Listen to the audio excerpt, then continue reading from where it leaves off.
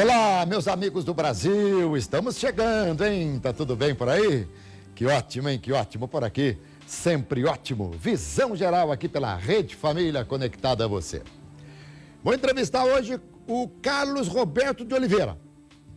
Conhece? Agora conhece, né? Carlão do PT. Mas Carlos Roberto de Oliveira, o cara fala, mas quem é Carlos Roberto de Oliveira? É o Carlão do PT, vereador em Campinas. Ah, mas nós temos assuntos importantes para conversar com ele aqui, hein? Muito legal.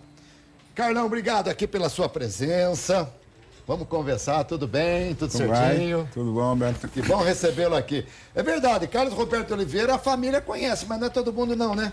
Não, Carlos Roberto de Oliveira eu trato como o nome oficial. Nome oficial. Mas é Carlão mesmo. Carlão do PT. Carlão do PT.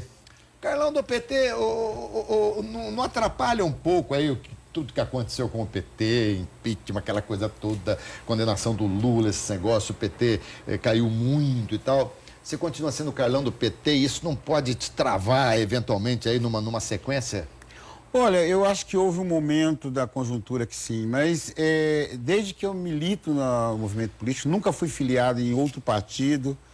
Estou no partido por uma opção ideológica, não é uma coisa que nunca mudei de partido e com certeza não mudarei enquanto existir esse projeto, mas assim, ao mesmo tempo que incomoda, ele traz dificuldade, ele também dá oportunidade de você poder discutir com a comunidade, com a sociedade sobre política, principalmente nesse momento que as pessoas tentam negar a política, né? Então, verdade. Mas continuo firme no Partido dos Trabalhadores. Carlão, deixa eu falar um pouquinho de você aqui, ó.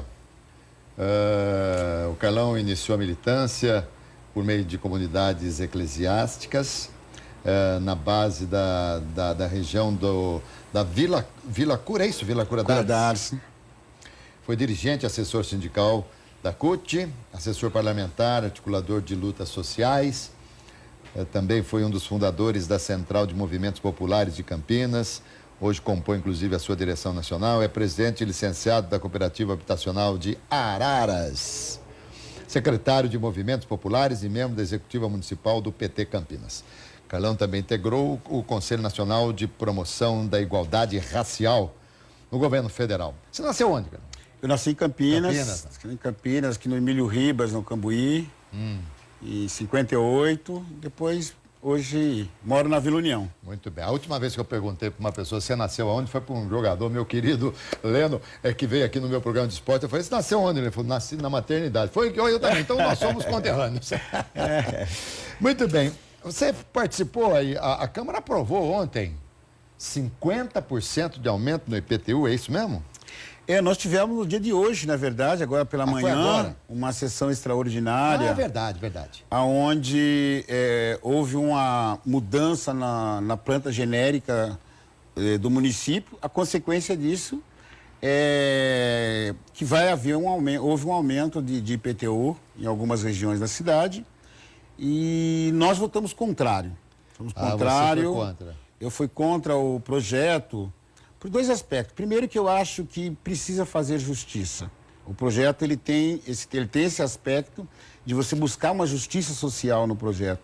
No entanto, há regiões da cidade que nós entendemos que não está havendo justiça, né? Um exemplo mais claro disso é o Jardim Amazonas, por exemplo. O valor que vai o IPTU do Jardim Amazonas está muito próximo ao Swiss Park, que tem grandes mansões. E o outro motivo é que assim, não teve nenhum tempo, foi um pego de surpresa, foi convocada a sessão extraordinária ontem à noite. Nós não tivemos tempo de ler o projeto, tivemos que ler durante a madrugada para se posicionar. Então hoje fomos contrário. Mas assim mesmo perdeu, né? Perdemos, porque a base do governo hoje é muito grande, mas não era possível a gente aprovar um projeto sem a gente ter o conhecimento então, agora, claro como foi proposto pelo prefeito, agora é só sancionar e acabou, né?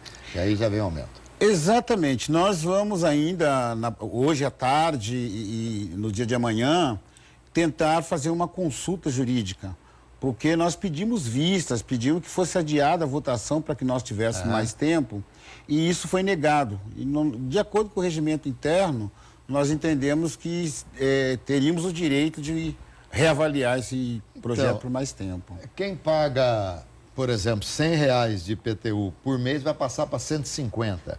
É 50% de aumento. Olha, ele tem um aspecto que ele tem uma limitação. O que vai medir o valor final, inclusive vai ser há quanto tempo esse imóvel está construído. Hoje, os imóveis, quanto mais antigo, mais caro eles são.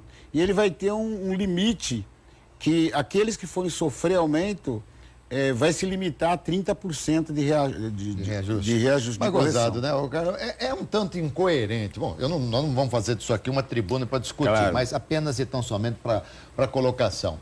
Na teoria, os imóveis mais antigos normalmente são habitados por pessoas mais antigas também, né? Pessoas que estão se aposentando ou já são aposentadas, salvo aquelas que podem se beneficiar de não pagar IPTU devido a ter um único imóvel, dependendo da metragem, por ser aposentado e tal. Salvo esses aspectos, você vai tirar justamente de quem menos tem condição de ganhar hoje. Exatamente. Hoje, olhando a tabela, a gente olha que os bairros, por exemplo, como Vila Industrial, que é um bairro antigo, São Bernardo, eles estão com valor de correção próximo a bairros como Gramado, como Swiss Park. Tem sentido. Então, essa distorção é que nós ficamos preocupados e que nós queremos rever. E Vamos aquele lutar. imposto também que se paga quando se faz a transferência de imóvel, que é o IBTI, subiu 0,7%, de 2% para 2,7% do valor venal do imóvel. Também é uma outra coisa, né? Claro, porque veja bem a incoerência do projeto. No momento em que a gente busca reconstruir a economia do país, você buscar um crescimento da cidade, na medida em que você aumenta essas transações de compra e venda de imóveis, você dificulta ainda mais que a cidade receba investidores Com na certeza, área com certeza. imobiliária. Com certeza. Então, nós tínhamos que rever isso, por isso que nós votamos contrário, porque nós achamos incoerente este projeto em alguns aspectos. Eu tenho que ser justo que há aspecto positivo no projeto, mas não dá para a gente votar em meio projeto, né? Então, Com certeza. Ou com ressalvas. Né? exatamente, Não é tem- possível. Bom, vamos falar um pouquinho, o Carlão, sobre o que está acontecendo hoje no Brasil, de uma maneira geral, com a Câmara dos Deputados aprovando o dinheiro a fundo partidário no valor de 1 bilhão e 700 milhões. Mais interessante que até outro dia era 3 ponto alguma coisa, 3,4, 3,6, 3 bi. E ao menos. Menos mal, embora ainda não acho que esteja bom. Eu queria saber a sua opinião sobre esse dinheiro do fundo partidário, 1 bilhão,7 milhões para os partidos. Como é que você vê isso? Olha, eu vejo de uma forma muito preocupante. Primeiro, que eu acho que é ilegítimo que esse atual Congresso, eles façam as mudanças, façam a reforma política que vai legislar para ele próprio. Era necessário que nós pudéssemos ter uma constituinte exclusiva, para que essa constituinte exclusiva pudesse fazer as mudanças e as reformas necessárias. Porque, veja bem, eu não sou contra o financiamento público de campanha, porque o financiamento público de campanha, a sociedade e o Estado conseguiria fiscalizar. Da forma que era feito até o momento, financiamento privado, você acaba privilegiando sempre as pessoas de maior posse, privilegiando o Caixa 2. Aquelas pessoas que vão ter o retorno depois, caso a pessoa se Claro, eleja. mas o valor aprovado nós não podemos aceitar, porque no momento em que há uma crise econômica, uma crise da saúde, nós precisamos baratear a campanha. Baratear a campanha significa você limitar os gastos de campanha para possibilitar a igualdade de condições entre os diversos pretendentes a cargos públicos. Então, eu acho que é um escândalo que o Congresso está fazendo e a sociedade precisa reagir. Bom, o que vai sobrar para a sociedade é exatamente lá o dia da eleição, porque não estou vendo outra saída. o ônus de tudo isso aí, que pesa nos ombros da sociedade, só vai poder ser aliviado no dia da eleição. Fazer uma renovação e a gente tirar de lá as pessoas, né, enfim, que estão lá e não estão legislando para o povo como reza a nossa democracia. Falar uma coisa com você aqui que eu acho extremamente importante. Aliás, você falou sobre a definição, e é hoje a definição, porque senão não pode ser aprovado. Hoje ou amanhã, não pode ser utilizado na próxima eleição. Não pode, até o dia 7, até a sexta-feira precisa ser promulgada. Você acha que eles não vão votar? Ah, mas com certeza. Que isso, reúne na madrugada para fazer qualquer coisa. Ali só não vota aquilo que é de interesse da sociedade, popular, né? Popular, da sociedade como um todo. Verdade. O Carlão, e também nós vamos ter uma definição, daqui a pouco também, do nosso órgão maior da justiça, né? Com os nossos ministros, sobre alguém poder se candidatar sem estar filiado a partidos. Como é que você vê isso? Olha, eu acho isso muito perigoso. Isto é muito ruim, porque além de a gente destruir as estruturas partidárias, a gente vai acabar vendo figuras públicas se candidatando por qualquer entidade não representativa na sociedade. E com isso você vai acabar diminuindo a importância partidária, os programas partidários, e individualizando. E depois você vai cobrar de quem? Se a pessoa foi eleita e não cumprir aqueles compromissos assumidos durante a campanha, você não tem aonde cobrar, porque você não vai localizar aquele parlamentar e não tem uma instância pública, partidária, que você possa cobrar a pessoa. E você acha que o Supremo define por aceitar ou não? Olha, eu quero acreditar que o Supremo vai recusar essa proposta, porque ele já sinalizou quando o Congresso não tomou providência em relação ao financiamento privado, o próprio Supremo passou na frente e tomou a providência. Então eu tenho a impressão que ele vai recusar isso, eu espero, para que não distorça esses poucos anos de democracia que nós temos, em troca de individualizar as ações políticas aqui no nosso país. Porque, na teoria, é muito difícil alguém, sem o respaldo partidário, sem o respaldo do partido, conseguir se eleger. No entanto, hoje, com a internet que viraliza tudo, né? Ou pelo bem, ou pelo mal, infelizmente, Perfeito. né? De repente se corre o risco, sim, de repente encontrarmos aí alguém que cai de paraquedas, ou mesmo alguns famosos da televisão poderão também lançar mão de candidaturas e chegar aí ao comando. E uma coisa interessante, a gente fala, nós estamos preocupados com muita coisa de muitos políticos, estamos. Mas para se chegar a um cargo político, quem não tem vivência política realmente pode se dar muito mal. Certo, Carlão? Com certeza. Bom, meus amigos, estou conversando aqui com o Carlão do PT, vereador de Campinas. Carlão fala bem, Carlão. Gostei aí, expõe direitinho as ideias, os pontos de vista. Carlão, você também é um eterno batalhador das coisas que entram no caminho racial. As pessoas que não respeitam, que têm a discriminação racial, você tem uma luta incansável sobre isso. Você tem uma lei, inclusive, que as pessoas que são vítimas de racismo teriam direito, projeto ou é lei, teriam direito a psicólogo. Como é que está isso? Ele é um projeto de lei, ele já foi votado em primeira votação do ponto de vista da legalidade, e devemos agora estar tramitando para a votação do mérito do projeto, que eu espero que em breve aí a gente consiga aprovar. Mas é muito importante esse debate, porque nós estamos fazendo esse debate numa cidade como Campinas, que foi a última cidade a abolir a escravidão. Quando acabou a escravidão no Brasil, Campinas foi a última. A última, você não sabia, não. E você tem reflexo disso até hoje. Então, nós construímos, além dessa iniciativa, a história de Ruas Negras, com o objetivo da gente não discutir essa questão racial só a partir do navio negreiro, só a partir da escravidão, mas principalmente a partir da contribuição que o negro deu na história de Campinas, na história do Brasil. Por exemplo, a maioria dos campineiros não sabiam que Francisco Glicério era negro.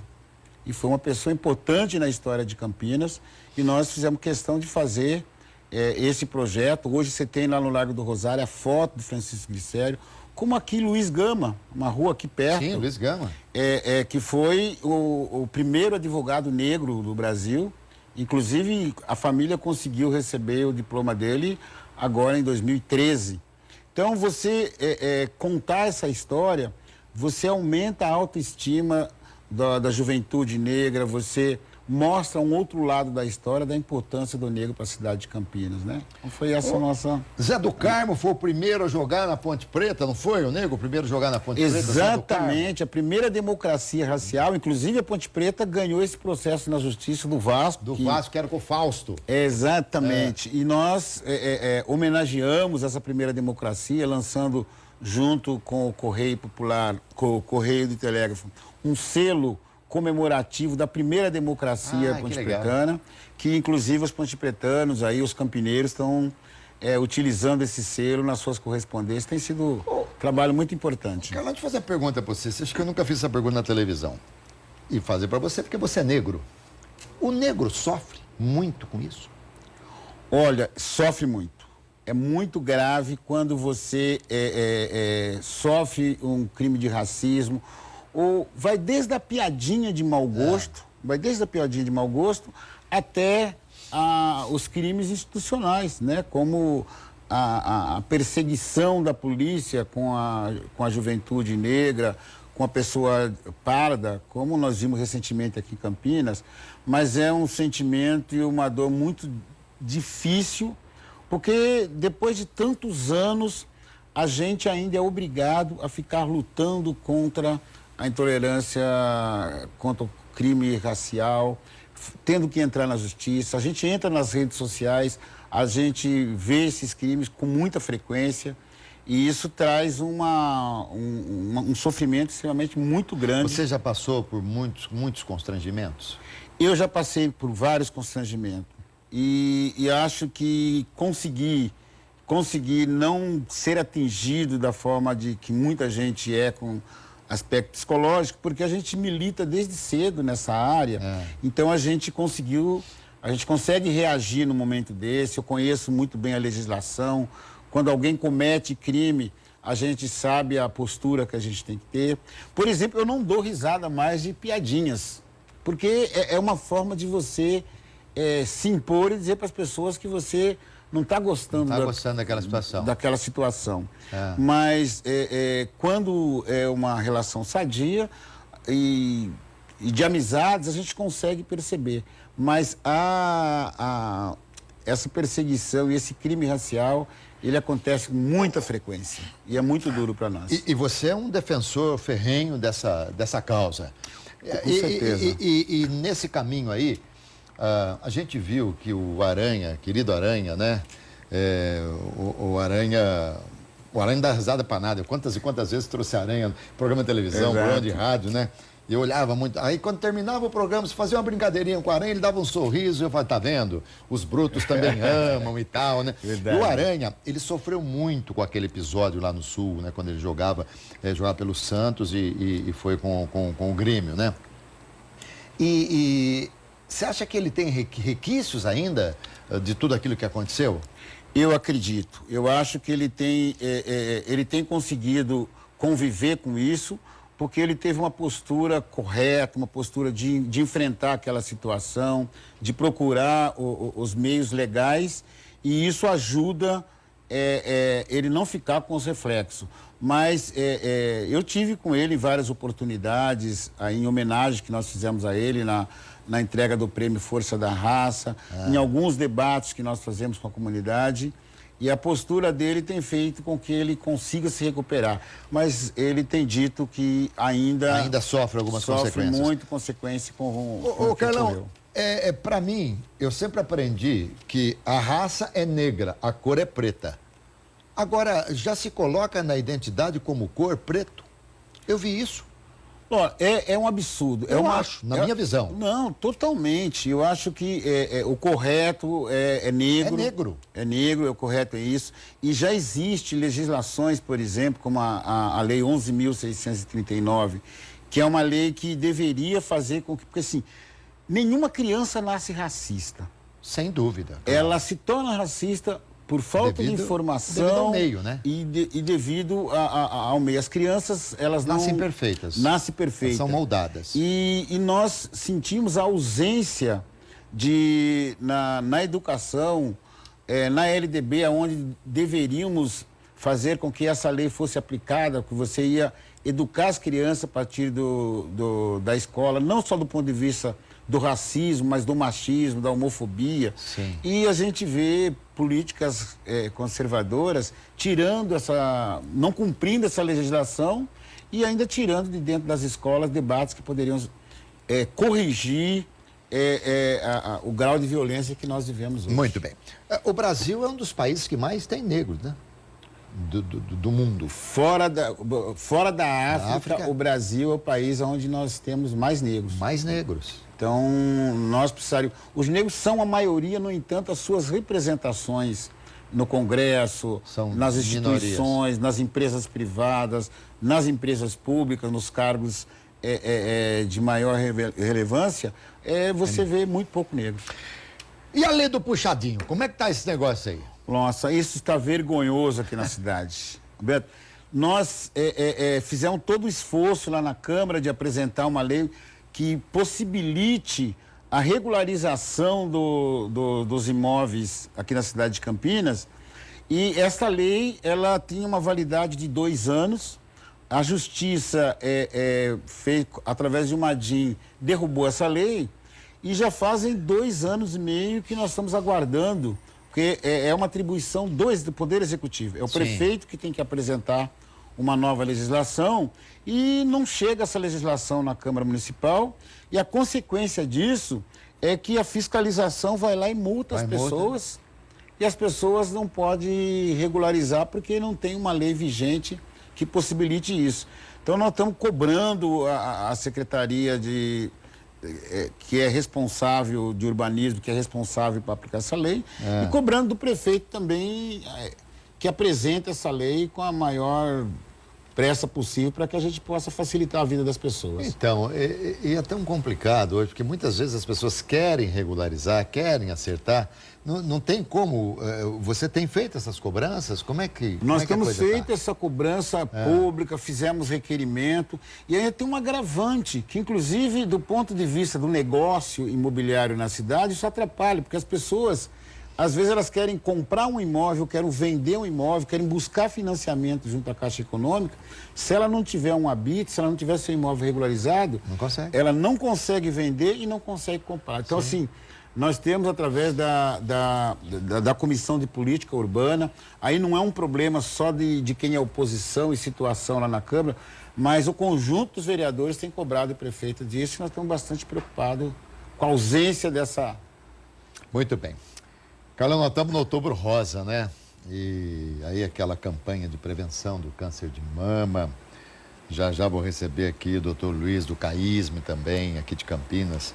Trabalho muito bonito que eles fazem lá. Mas você é um incansável batalhador também aí, no Centro de Referência em Especialidades da Saúde da Mulher.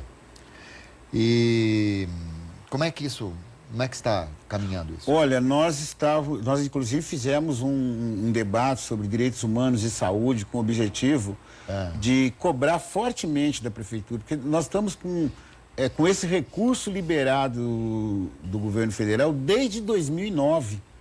E a incapacidade do município produzir um projeto técnico que pudesse já ter essa unidade funcionando, tem trazido muita dificuldade na cidade. A gente tem assistido, por exemplo, quando uma mulher consegue fazer o exame e a consulta acontece primeiro e ela não conseguiu levar o exame, não tem um acompanhamento. Então, esse equipamento ele é extremamente importante para o atendimento especializado na questão da doença da mulher, na questão da violência contra a mulher, para que nós possamos diminuir essa incidência de doenças, principalmente Detectar com antecedência, fazer um acompanhamento Sim.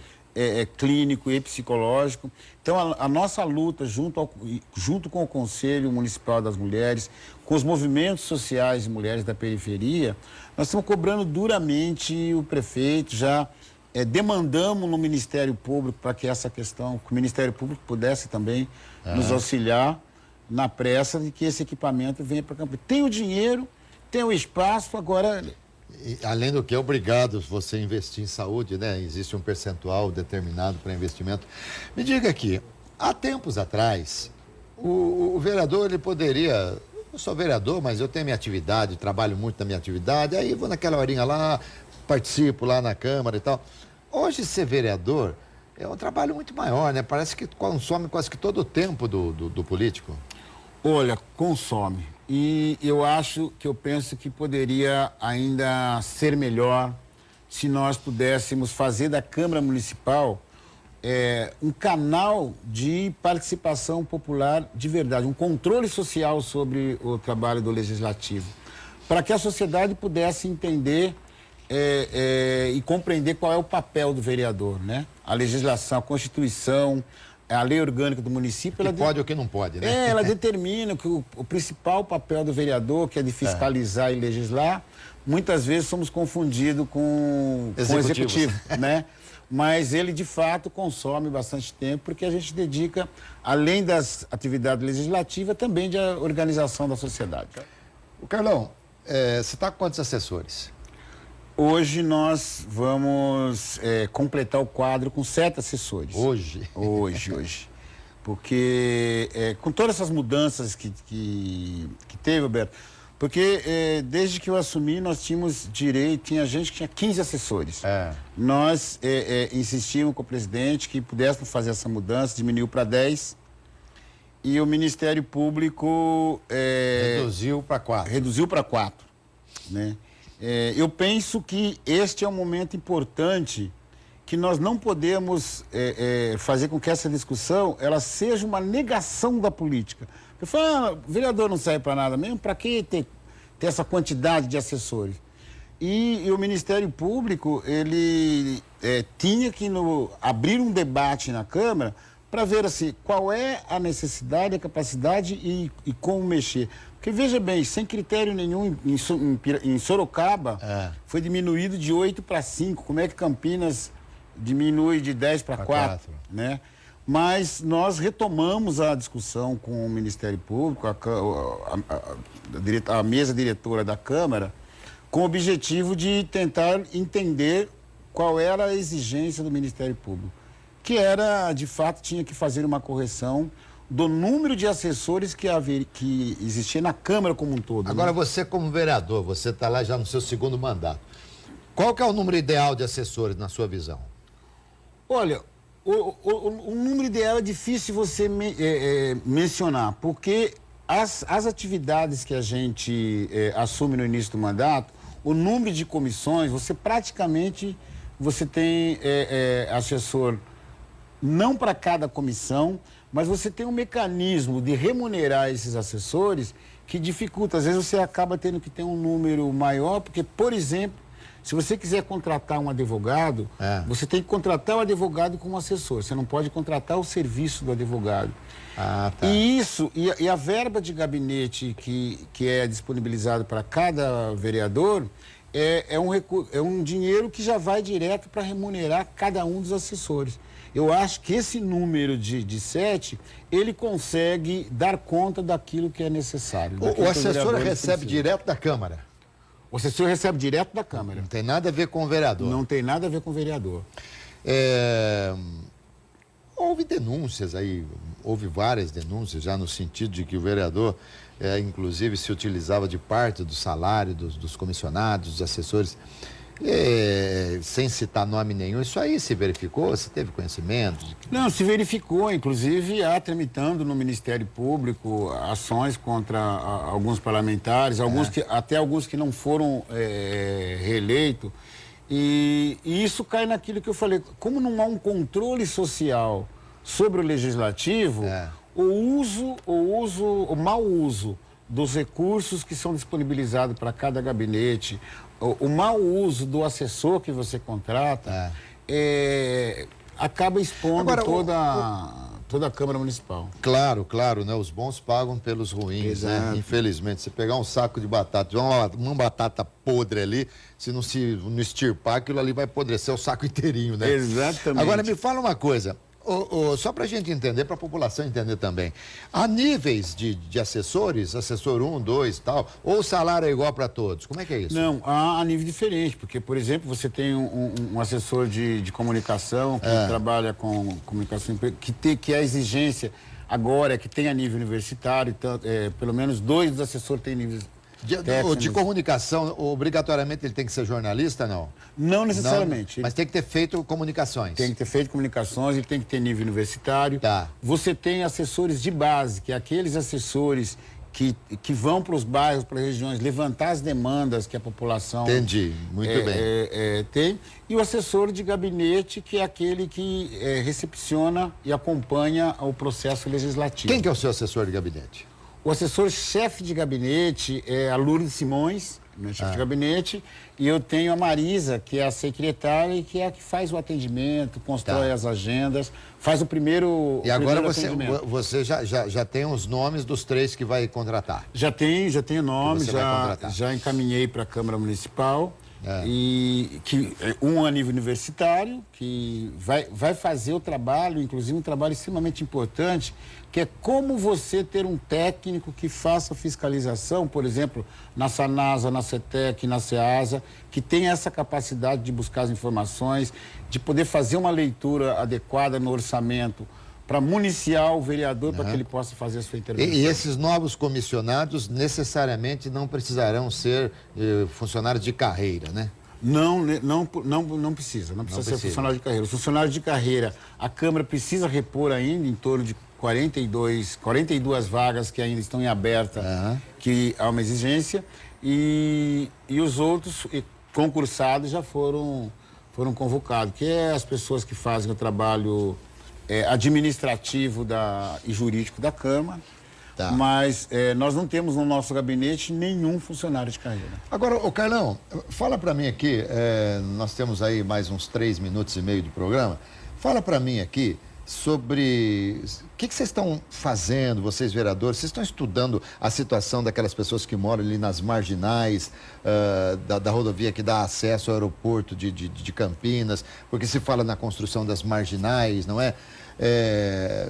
Como é que está isso aí? Vocês estão preocupados com isso? Muito preocupado, Roberto. Nós temos, inclusive... Aliás, a rodovia Santos Dumont. Isso, tentado, inclusive, cobrar do governo do estado que realize em Campinas uma audiência pública, porque para que a gente evite e possa antecipar algumas coisas. Primeiro, na questão de fazer com que a Santos Dumont ela não se torne uma Anhanguera que vira quase uma avenida, um trânsito lento. Nós precisamos fazer a marginal para que as pessoas tenham acesso rápido ao aeroporto. Agora, nós não podemos, em troca disso, as pessoas que vão, o comércio, as pessoas que moram na marginal, que vão precisar ser removidas, nós precisamos, de forma antecipada, ter um projeto para onde essas pessoas vão. O que essas pessoas vão fazer? E, fundamentalmente, é a questão da segurança. Nós não podemos jogar esse trânsito violento da Santos Dumont para dentro do bairro. Nós, essa semana passada, tivemos um acidente extremamente grave ali no Jardim São José, com morte de pessoas ali, porque o trânsito está se tornando muito violento para dentro dos bairros, na pequena mexida que fizeram. Então, nós estamos acompanhando e vamos cobrar duramente para que a gente consiga trazer uma audiência pública aqui para a cidade, para poder conhecer o projeto, que a cidade não conhece o projeto, a não ser a INDEC. Só sim ou não? Lula vai ser candidato? Olha, eu acredito... Já fugiu da regra. O Lula será candidato e nós vamos até o final tentando viabilizar a sua candidatura. Agora nós estamos vivendo um momento duro na política, essa intervenção que fizeram contra a presidente Dilma, nós estamos aguardando, mas acredito que ele será candidato e nós vamos até o final. Cara, muito obrigado. Gostei demais de falar contigo, Carlão. Eu é que agradeço. Tá? Está sempre à disposição quando for chamado aqui para prestar conta do nosso trabalho. Aí, Carlão do PT foi entrevistado hoje aqui do nosso Visão Geral, ele que é vereador em Campinas, de ideias arejadas, falando aí sobre o trabalho que está sendo desenvolvido também, falou sobre alguns acontecimentos da política nacional, foi muito legal, foi muito gostoso. Tá bom, gente? Saúde, paz, alegria, muita sorte. Não se esqueça que eu volto hoje às 7h05 da noite com o RF Esporte Clube, tá bom? E tem jogo da seleção, a gente vai comentar no programa de esportes. Tchau. Valeu, querido.